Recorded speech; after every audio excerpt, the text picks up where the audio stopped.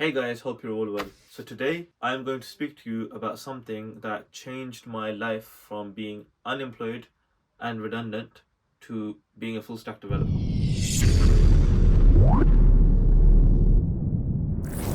Why do I feel qualified to speak about this? I graduated from the University of Bedfordshire in 2019, went straight into a graduate position within 2 months. I spent 3.5 years at that graduate position at a place called Infosys.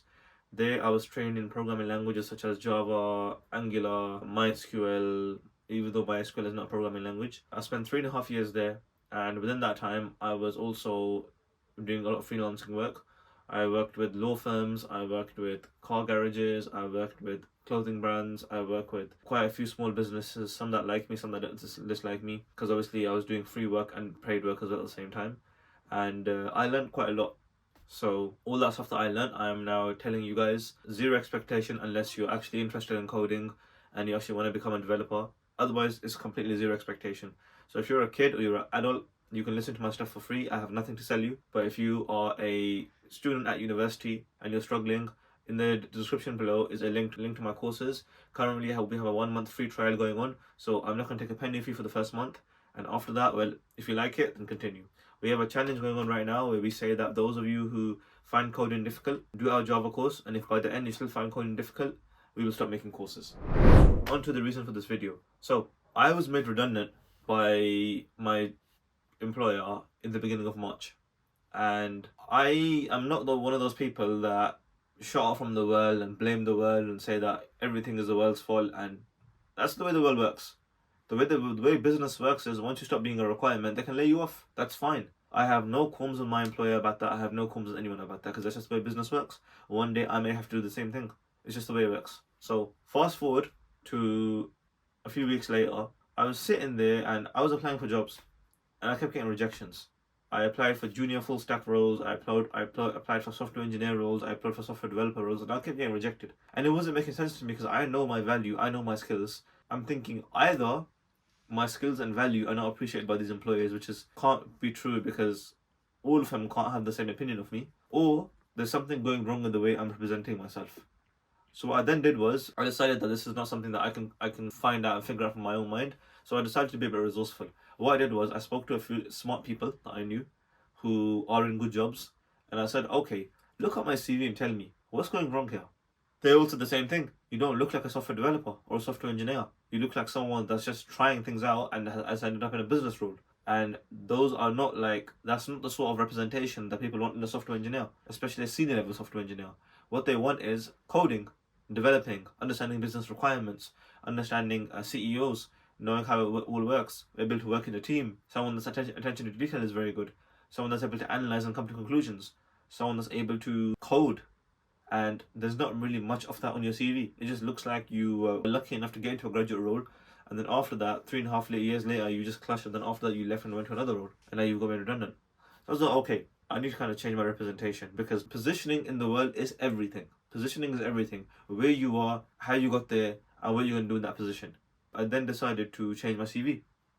So on that Saturday, I remember, I sat down and I thought, let me think of all the companies that I worked for free and paid, even if I charge them like £5. What did I do for them, and what difference did I make to their organization? And if not difference, what exactly did I do for them? So what I did was a Figma design. I saw a CV online that I liked, so I knew I'm not going to be able to complete this task unless I'm interested. So what I did was jotted out every single company that I've worked for and exactly what I've done for them. What I've done for them, not my team, what I've done for them. From the top of my head, I remembered about 15 companies that I've worked for over the last 3 years, range from clothing brands to law firms to training centers to car garages, all sorts of different places, and what I've done for them. And then I realized I've actually got quite a few skills. Not to be arrogant or to be bringing myself up or boasting, I actually have picked up quite a few skills. I've been able to communicate with company directors. I've been able to gather their requirements, turn them into code, turn them into programming, and code with them. And all that on my own as well. I've had to do the planning on my own, the researching on my own, and I've not really done a bad job at it. Well, some could say I have, but I don't think I have most of the time. Obviously, because no, you're not going to get it perfect in every single project, are you? Maybe if you get 90% or 80% perfect, then you're good. But in the beginning, you're expected to make mistakes. So, on my CV, I then changed my representation. I represented myself as someone that had done all that, someone that has business experience, someone that can talk to CEOs, someone that can talk to developers, someone that can be the middleman, someone that can get the job done. Now, whether I get the job done or not is a different story, but someone that's attempted to, and someone that's failed, and someone that's attempted to again, and someone that has over the last 3 years achieved a bit of success in IT, where I've built some good projects and I've had some good times, I have had some bad times. Because the bad times people translate as something that you've learned from. I then applied for jobs on a Saturday, and on the Monday I got my first interview to a job that wanted a loan developer, that wanted someone that's senior, someone that has quite a bit of experience, and someone that is willing to do the job. Now, guys, you have to understand, all your job is to do is to maximize your chances at success. Whether that means learning a new programming language, whether that means writing up code to build a to-do list, whether that means talking to new people. Remember, your mental capacity is only your mental capacity. I'm 24 years old, so my mental capacity only spans 24 years of age.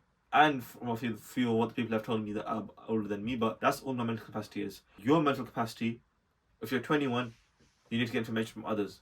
If you're 22, you need to get information from others because you don't have the experience at this stuff. I don't have experience at this, so I just take information from elders, apply them, and see what works. If it works for me, I'll tell you guys from my own experience that it did work.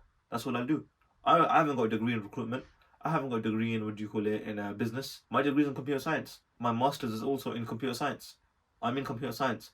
But I'm still able to sit with CEOs and translate business requirements because I've got experience in that. Because I went off on my own, spoke to businesses, did the work for them, and got paid for it. Or sometimes I didn't even get paid for it, I did it for free. But what I'm saying is, my point is, you need to push, guys. Push forward and try your best to increase your mental capacity at any time you can.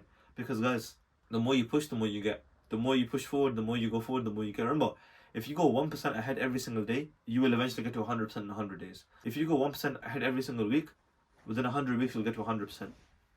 Why not start now? But yeah, guys, if you like this video, please like, share, and subscribe, and comment helpful, and share this video, share the hell out of this video if you feel like it's beneficial and you feel like you can benefit someone with it. Because, guys, I have nothing to sell you unless you're in my niche, unless you're a university student studying computer science and you're looking to get a job. Otherwise, I have nothing to sell you. If you're above university age or below university age, enjoy the content for free. I've got nothing to sell you.